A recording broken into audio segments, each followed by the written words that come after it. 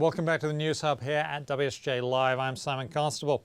Well, Superstorm Sandy has passed and the presidential race is back on, as we knew it would be. Mitt Romney and Barack Obama are full steam ahead on the election trail, and they are hitting the campaign trail hard and hitting each other hard too. Wall Street Journal Washington Bureau Chief Jerry Seib has been following their every move, and he joins us now from Washington, D.C. Jerry, good to see you.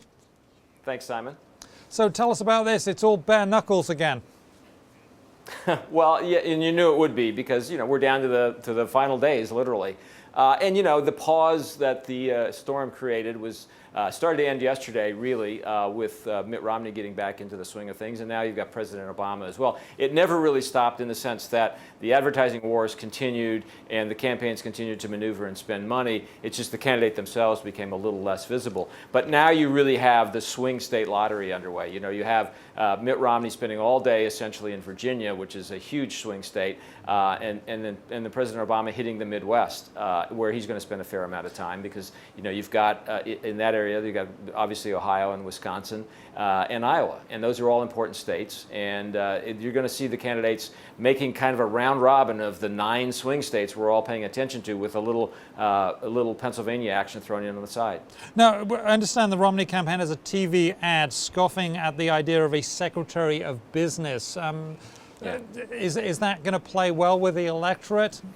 He's basically said that Barack Obama is not very friendly to business. Presumably that was a step in the right direction. Well, I think that one of the things that President Obama is trying to do is try to push back against that notion, which is pretty widespread here, that he's not been friendly to business, that business is antagonistic to him, which indeed it is in many ways. There's a lot of business dollars being bet to defeat Barack Obama. But on the other hand, I think his message is, look, and you heard him say this a couple times in the debates explicitly, I believe in the free enterprise system. I believe in the American business system. I believe that American entrepreneurs are doing great things and will continue to do great things.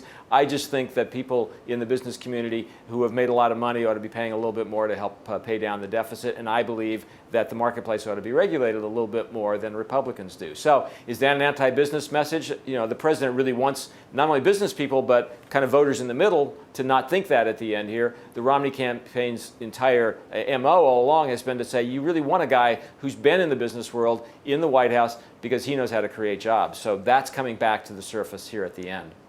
It'll be interesting to see how that plays. Now, on the other side, President Obama is basically attacking Romney and saying, look, his policies are the same ones that got us into this mess, but they've been given some lipstick, basically, right?